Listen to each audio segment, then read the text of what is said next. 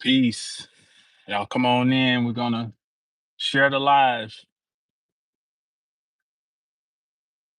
Gonna let a couple of people drift in before we get started.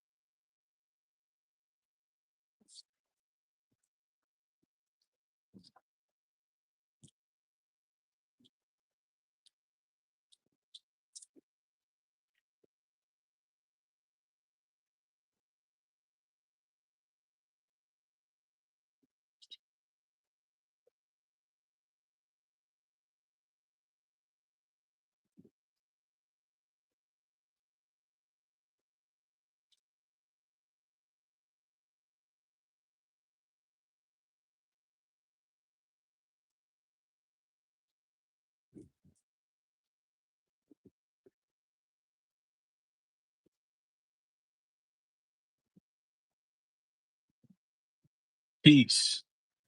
All right, I'm gonna go and get started. People can come in if they come in. If not, you can catch this on the rewind. So this morning at 7:18 a.m. Central Standard Time, we had a full moon at 13 degrees 22 minutes of Taurus, Taurus full moon. So I wanted to get on quickly and just talk about some things surrounding this Taurus full moon. And I hope I can be heard. If anybody is listening and you're somewhere where you can get to your keyboard, you give me a one if you can hear me before I sit here and so I'm on the go right now. So I don't have all my normal trappings. Give me a one if you can hear me.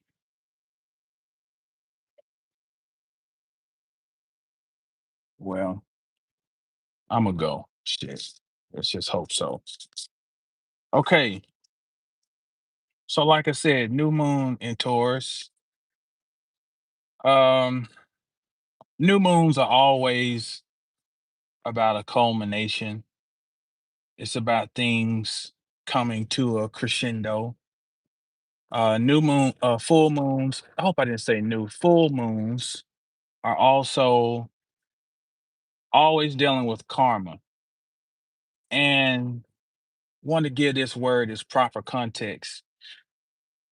People debate about this word karma. And, karma doesn't exist, and some people, oh yes, it does. The reality is that karma is not a theory; it's a law. It's a universal law. But the debate sometimes comes down to people having a somewhat religious idea of karma. And the people who resist that are resisting the religiosity of it. And many times, people who present karma are presenting it from a quasi religious standpoint. Um, but the reality is that scientifically, karma is a real phenomenon, meaning that if you initiate some type of action, then there has to be some type of counteraction to it. That's karma.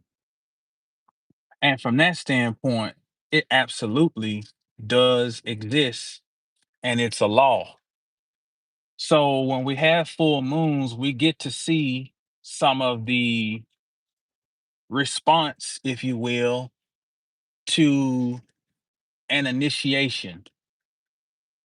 And we get to measure the nature of the initiation because full moons operate like any other relationship, like a mirror. And the nature of the sun is being reflected back to it from the moon when we have the full moon. So, with this particular full moon in Taurus, one way we could look at it is as a culminating phase for seeds of abundance planted back in May. And there's another word I want to qualify is abundance, because abundance does not necessarily denote something good. You can have an abundance of junk in your house. You can have an abundance of wounds that you're carrying.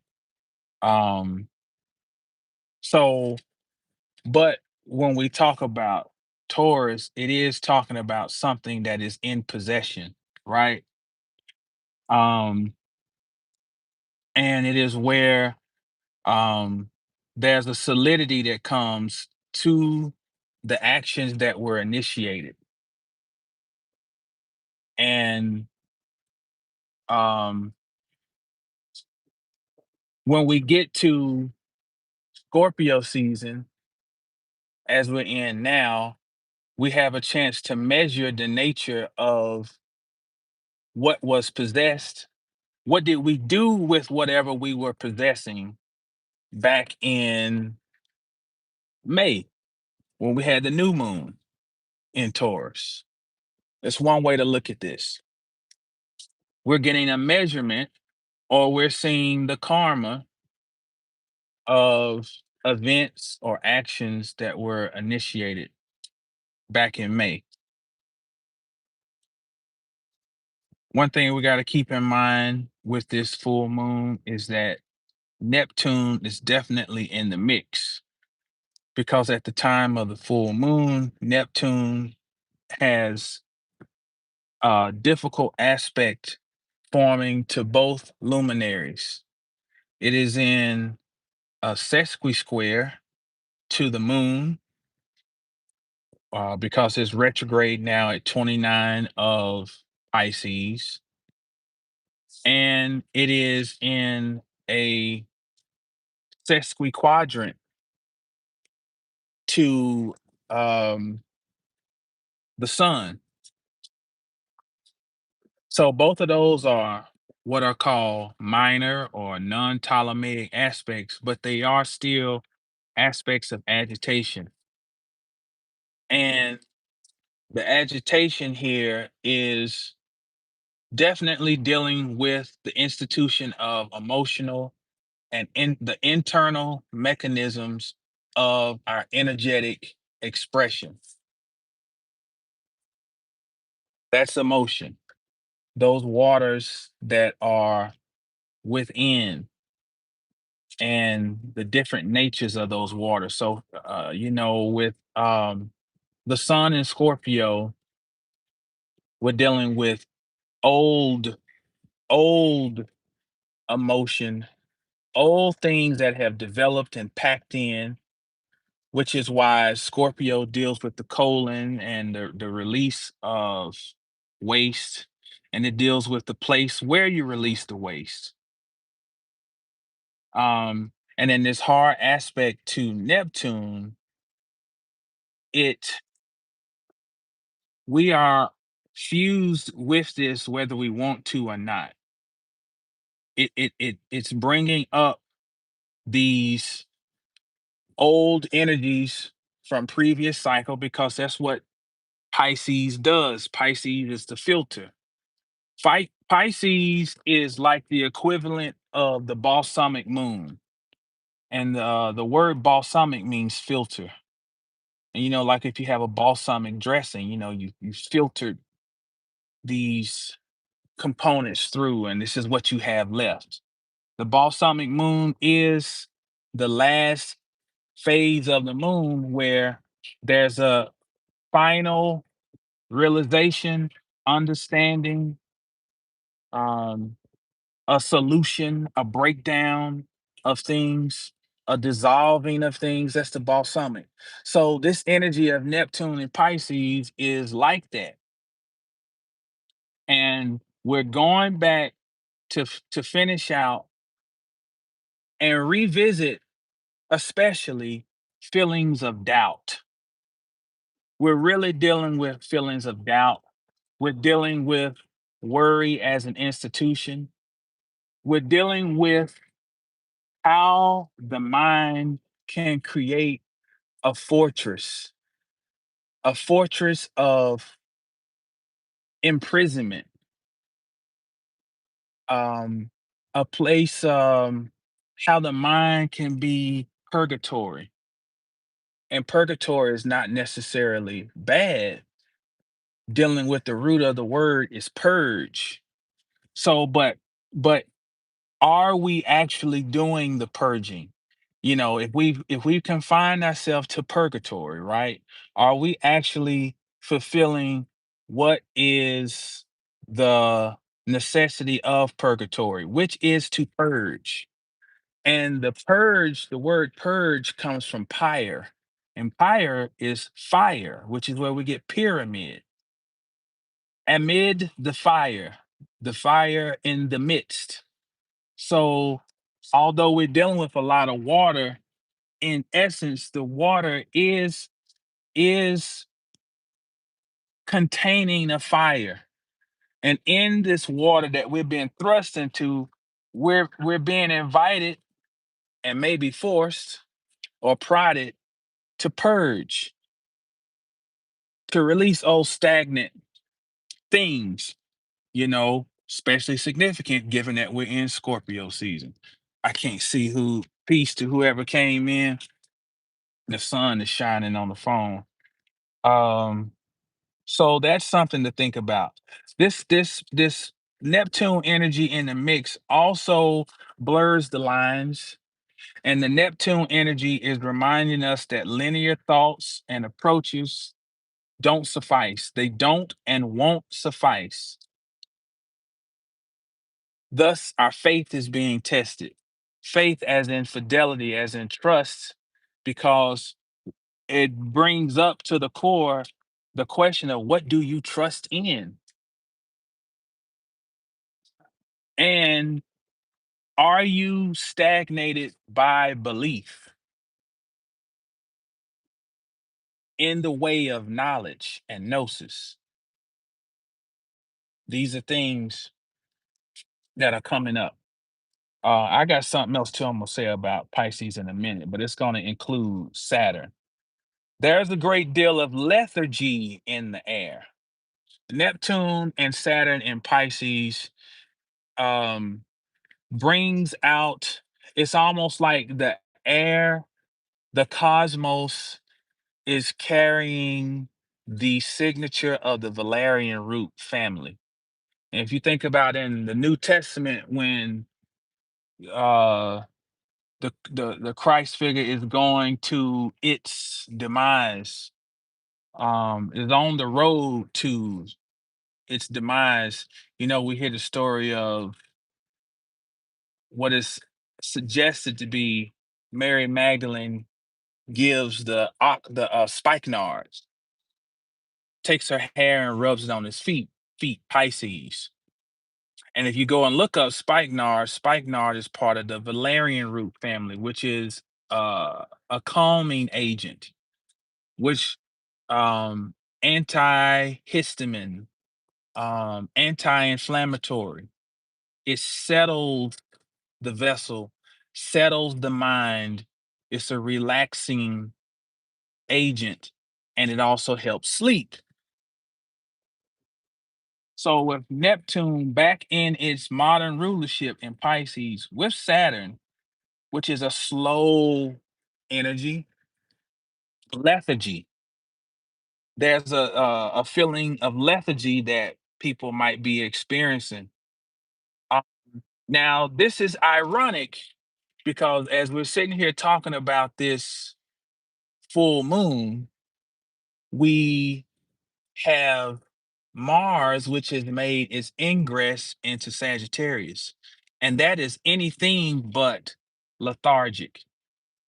As a matter of fact, Mars in Sagittarius, although it does not have any official dignity in Sagittarius, I mean, it's still a fiery planet in a fiery sign. So there's a lot of competitiveness that Mars in Sagittarius brings out. It's very it can be a dogmatic energy. It can be one where we're ready to fight for our stance, our perspective, our truth, right? It's a great energy for going and expending energy physically. It's a great energy for that.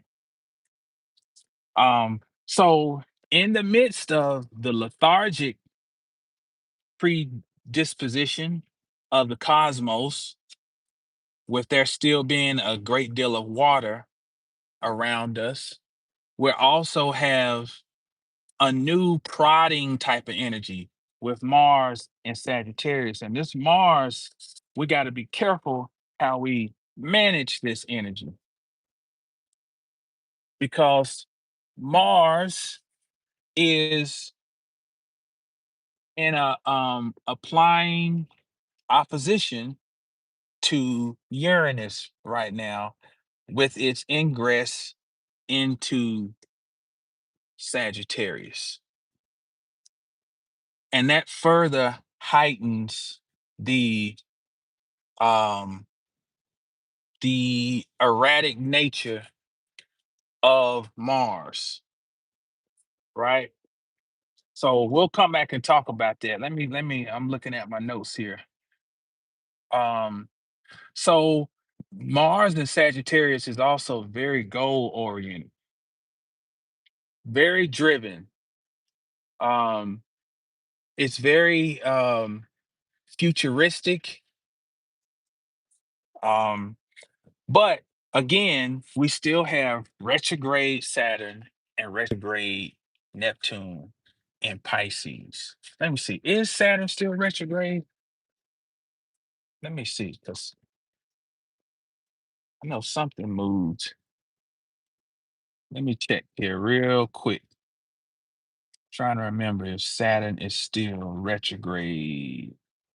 No, Saturn recently. No, no, no, no. Saturn is retrograde, but it does station direct in the latter part of this month. So here in about 2 weeks or so, Saturn will move direct at 25.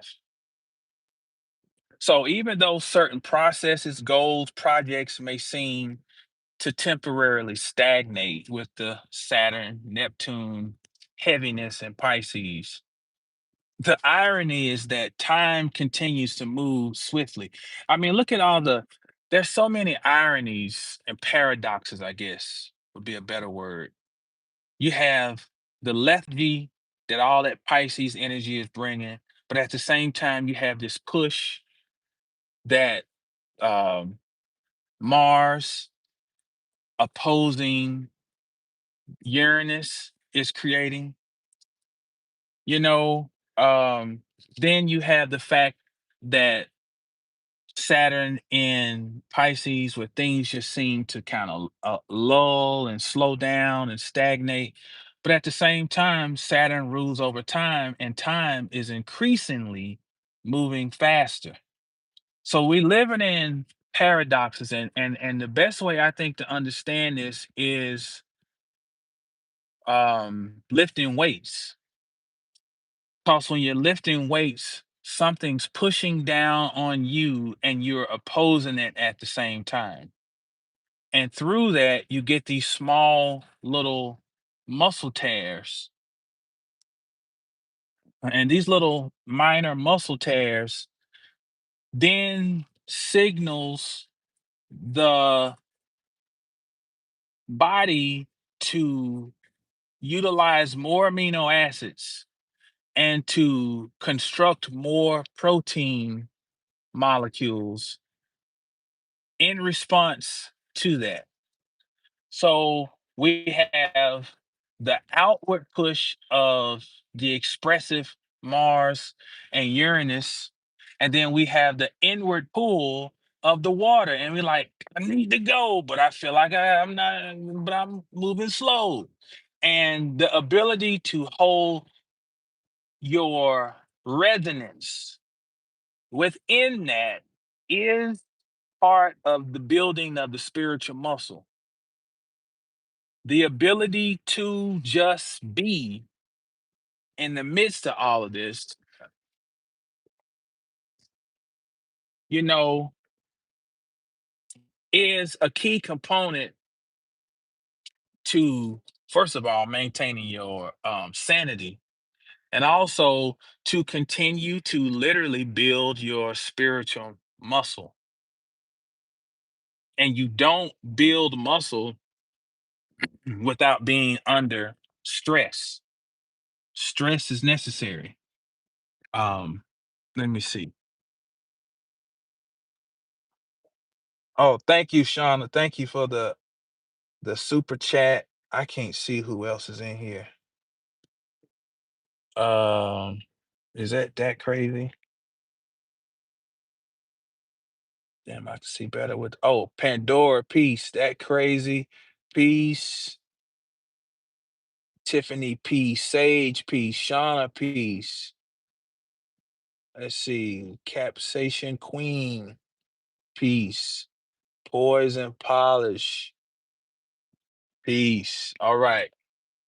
Want to acknowledge everybody. Thank y'all for tuning in. So yeah, we got that, you know, but again, back to the thing about the time. Um, our efforts are being dissolved in a pool of water, forcing us to realize that time is not. Now, this is one where I really want to kind of draw your attention in. This energy is forcing us to realize where Saturn in Pisces, time is getting dissolved. So uh that also can contribute to the feeling of time moving faster. It's being dissolved. Um, so one thing is forcing us to realize that time is not a particle, as in it's not a fixed thing. Time is a wave. Time is not a particle. Time is a wave. Thus, presence within time plays a key role in dictating the nature of time and how we experience it. Because with Saturn and Pisces, time can feel like a prison. So, how are we interfacing with time? How are we present within the construct? Because our presence dictates the nature of it, because it is not a particle, it's a wave. And a wave means that anything and everything is possible because it is not tied down to a linear path. It can do whatever it wants to do. So we must become the wave. We must become the chaos. Now, some people may take that the wrong way. That's right. We should just do whatever the hell we want to do. That's not what that means. You are supposed to be orderly, but you're being more orderly by becoming the chaos which we fear. So here's an example. So because I'm accused of speaking in metaphor all the time. Um, some crazy something happens, right? Like I told you, we had the issue with the water. Becoming the chaos is looking into the situation to see where is the magic of it. How can I turn this into an actual ritual that feeds me, that supports me? And that's like being what some would call being delusional, Pisces, or being maybe a little dismissive, or you know, or not being with it, out of touch with reality. Well, there has to be a part of that is in the recipe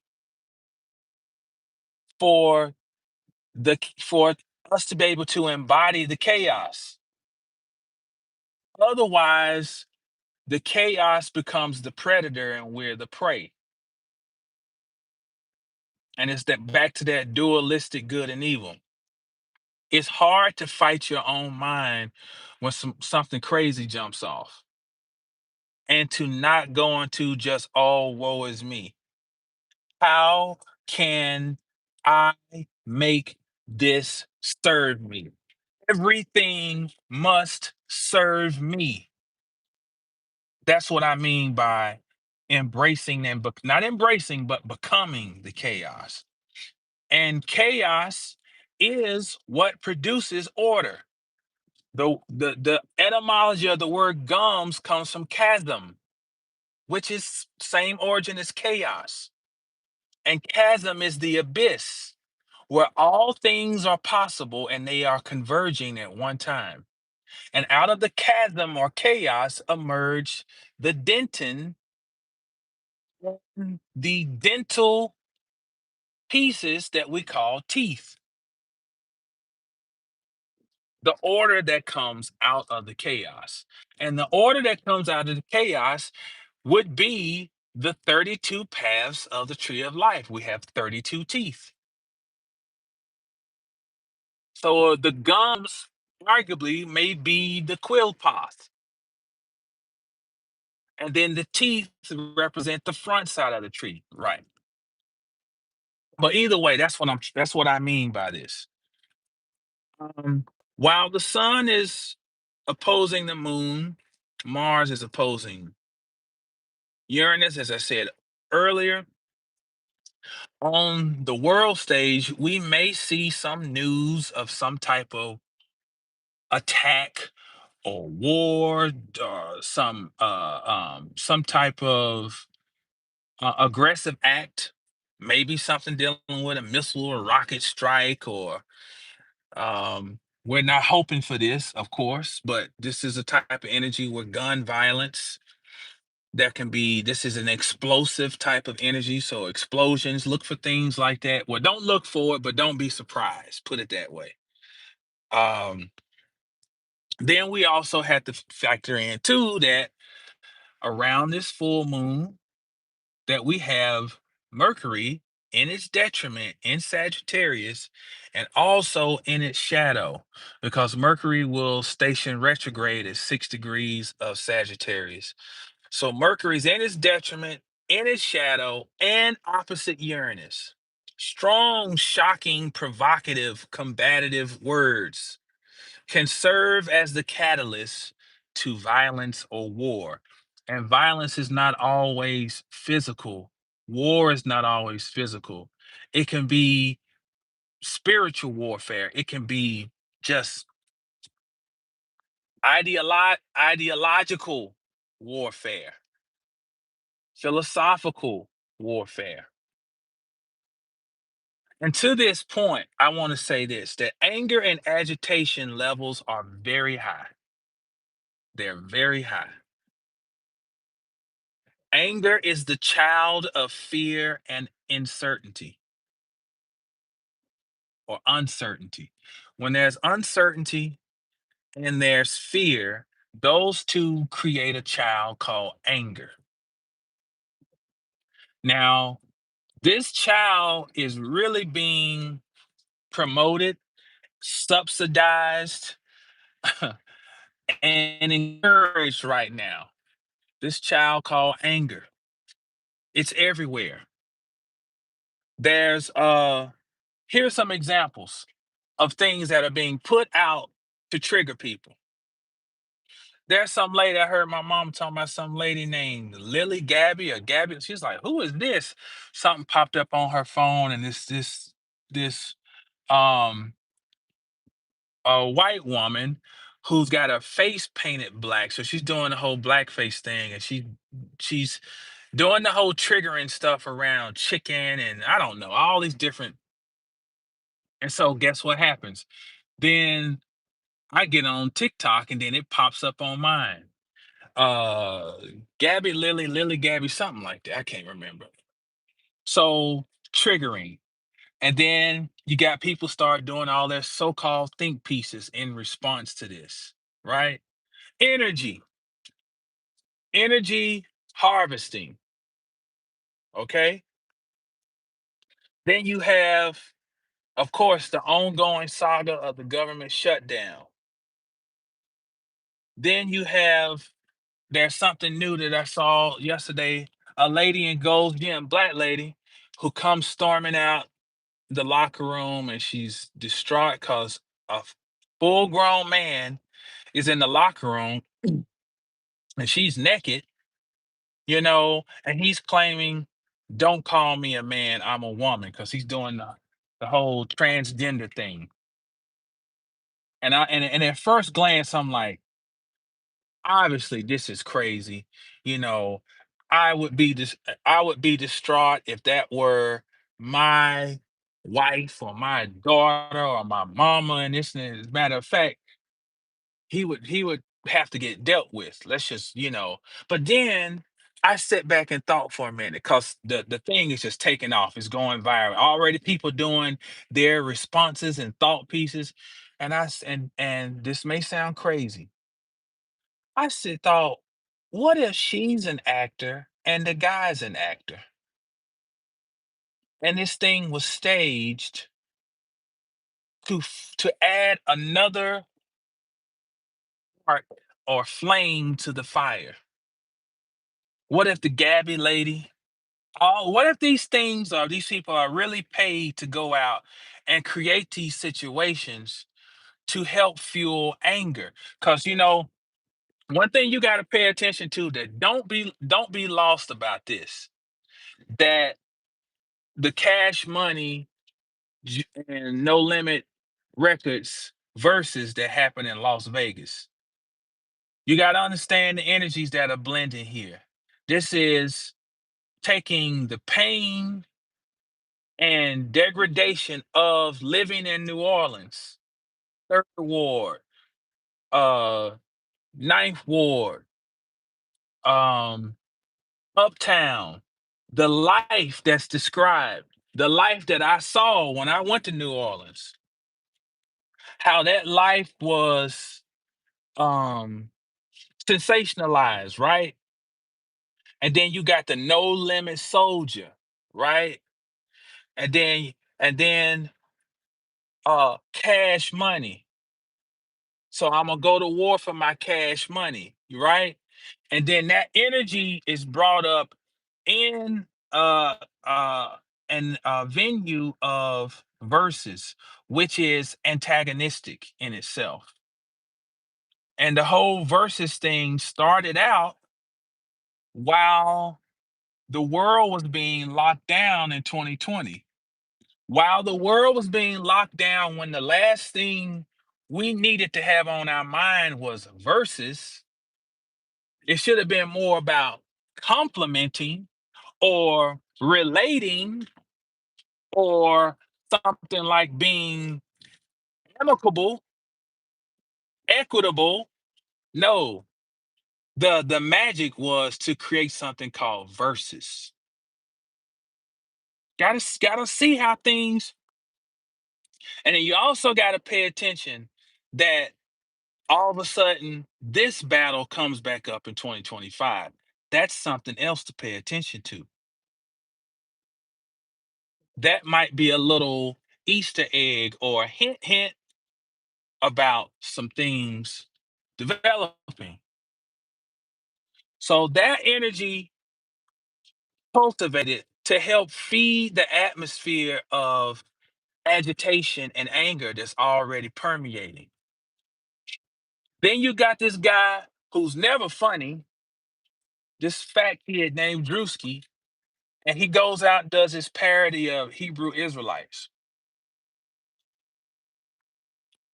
And the greatest thing, or the number one motive I think behind that, was to trigger emotion, to trigger anger, um, to trigger a response. Because if I allow you to be my arch enemy, I put you on the same level as me. We have to think magically right now about how and energetically a lot of things you have to ignore, because when you engage, it is the equivalent of you having sex with the opposite energy. Don't forget that the act of sex is oppositional in nature. In nature, two opposites come together because they fit together like enzymes at a molecular level. Enzymes are like keys that allow certain other chemical reactions to take place. So one possesses one piece and the opposite sex possesses the other, and they link. When you engage these different tropes that they put out on the internet, you are having sex with the energy that they put out. And you help to create a baby that you're not even aware that you're creating. And they're using the vehicle of anger coupled with the cycle we just came out of fear, right? And they're creating um some type of nihilistic. I know earlier I said anger and uncertainty and fear create anger. Well, then anger and fear create a degree of nihilism. And we especially got to be careful about our children,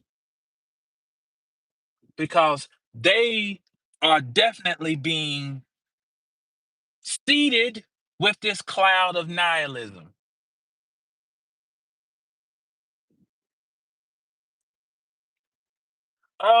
Okay. If we allow ourselves to be a particle, we can't be swept away by the wave.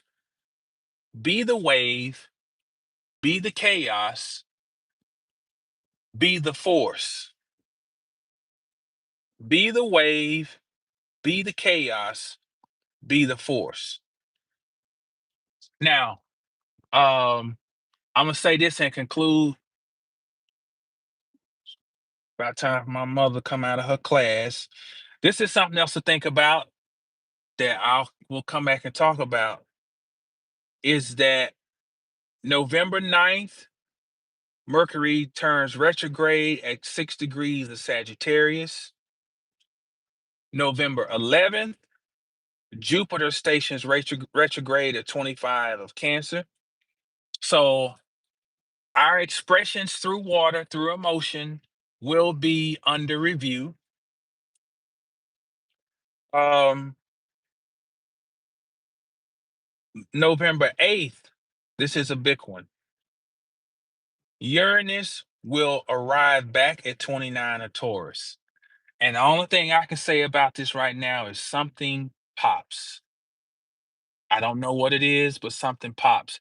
But I think one thing to definitely keep in mind is that the POTUS ascendant is 29 of Leo, and the vice president's ascendant is 29 of Leo. And when Taurus moves back to 29, no, no, no, when Uranus moves back to 29 of Taurus, it will square both ascendants. And that Uranus falls in either in the 10th of one of them, I think the 10th of both, 10th and maybe the ninth of one of the others. I'm pretty sure it falls in the 10th of Trump's chart. So that's something to also keep in mind. So this November is going to be very interesting, to say the least. But again, the main thing I want to stress is do not be a part. My back, my phone got hot.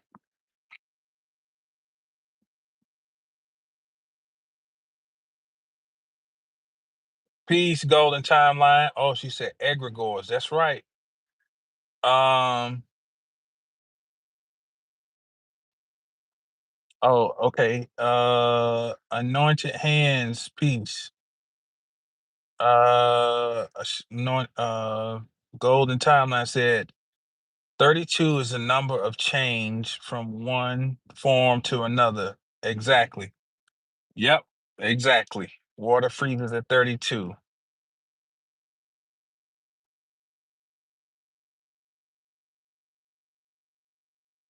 Uh. Oh, what's this in Kentucky? A plane exploded last night here in my state. Haven't heard what caused it.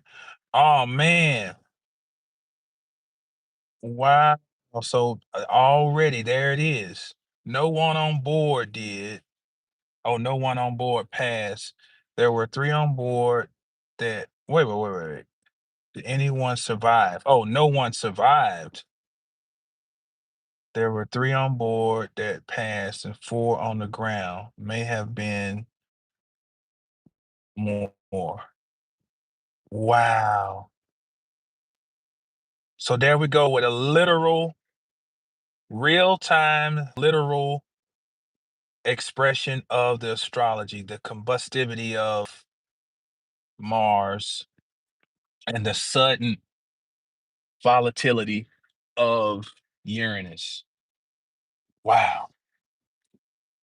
So, you know, everybody cover yourselves with that white light, cover your loved ones with that light. Take your mind and create that ball of light. Put it around your vehicle, put it around your vessel, all your loved ones, put it around your home. Um and yeah, it's a lot of people who don't have adequate coping mechanisms. And when you don't have adequate coping mechanisms, you tend to project the displeasure that you're experiencing on others.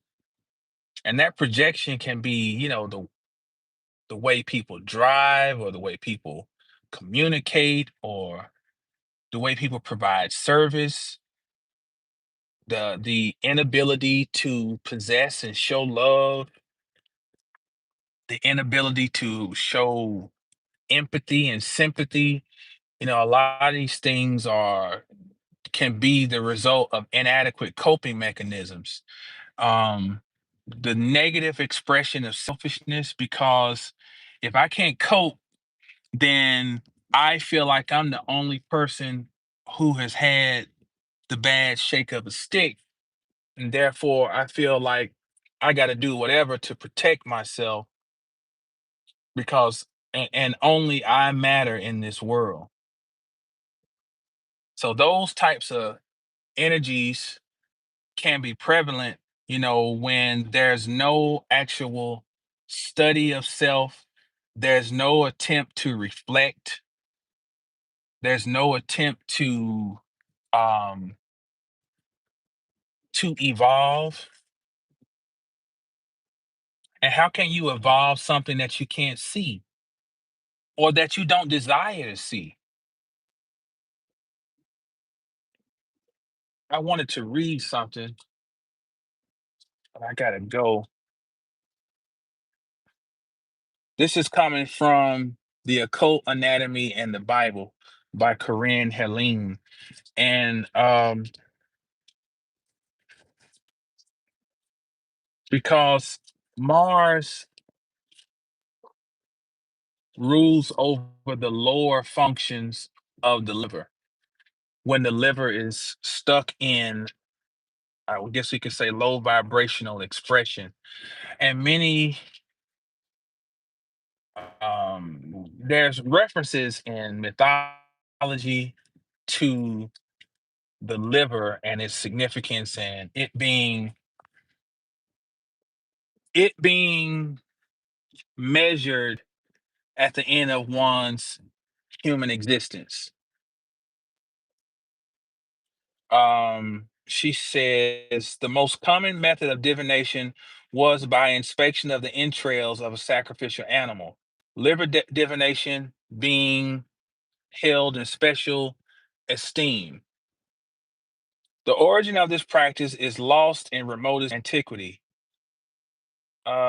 Let me skip down.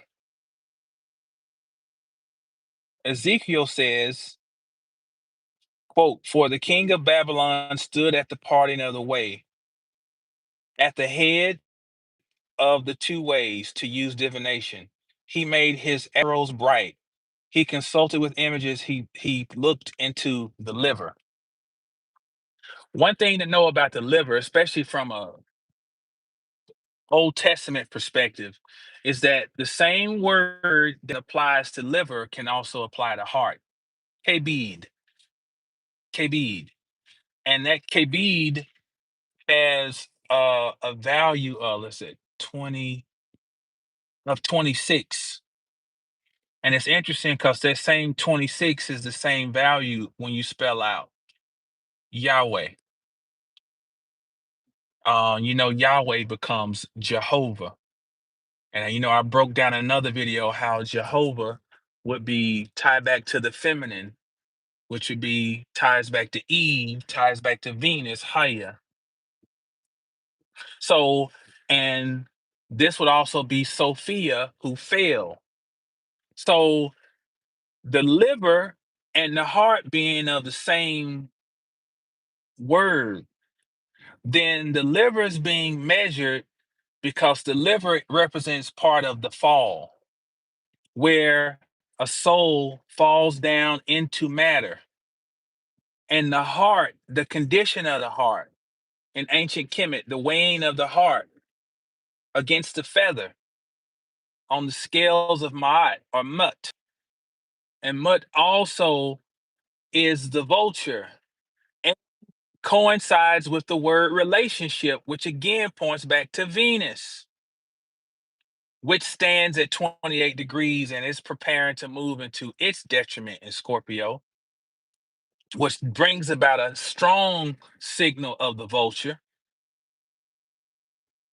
The weighing, um, the the transmutation of energy, the weighing of the heart. How have you managed the heaviness, the lead-like heaviness of life?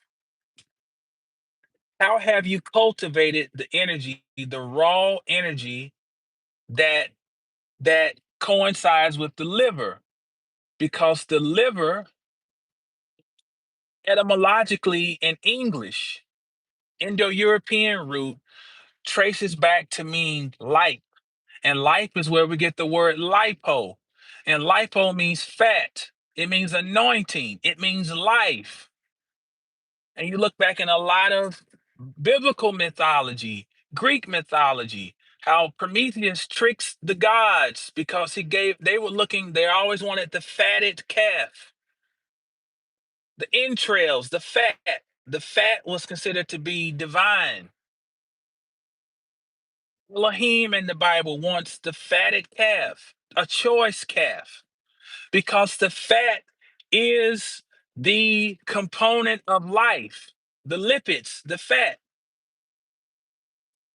And when you have fatty liver syndrome, it is that your metabolic processes many times have been retarded, delayed. That means that there's an inability to catabolize and or anabolize nutrients, to break things down and to build things. That's metabolism. So then the weighing of the heart, if it's as light as a feather, it means you have had the ability to metabolize your human existence and to extract from it divine essence.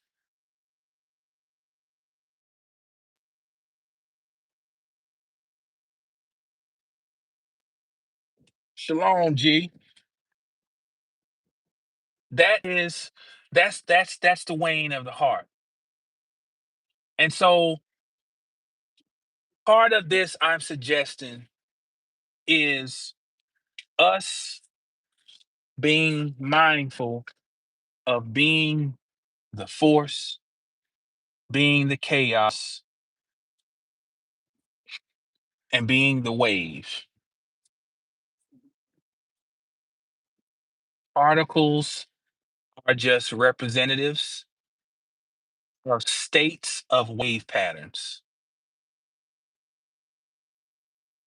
Particles are temporary, waves are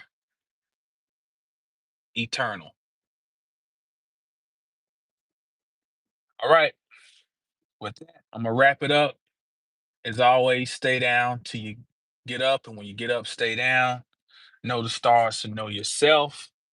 720astrology.com. Don't forget, I am now available for 2026 um, forecast readings. My health and wellness readings are available. If you're dealing with something, right? If you want to look at potential predisposition to things, you know, if you want to look at how to maximize your vessel, then the health and wellness reading is what you want. Don't forget also circle dash of life.com, the complimentary service to the health and wellness reading is the amazing scans that I'm offering, where you can take full ownership of your vessel, your emotional nature, your psychological predispositions, all of that. And you'll see how the astrology and everything ties into the bioresonant frequencies that you are emitting. Your organs are transfer stations. They are conducting electrical um they are conducting electrical energy. I can't think of the word I wanted to say, but that's what they're doing. They're relay stations. That's it. They're relay stations.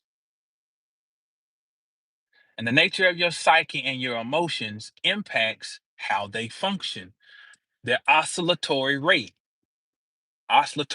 vibration. How are they moving? When it's well and functional, they oscillate at certain rates.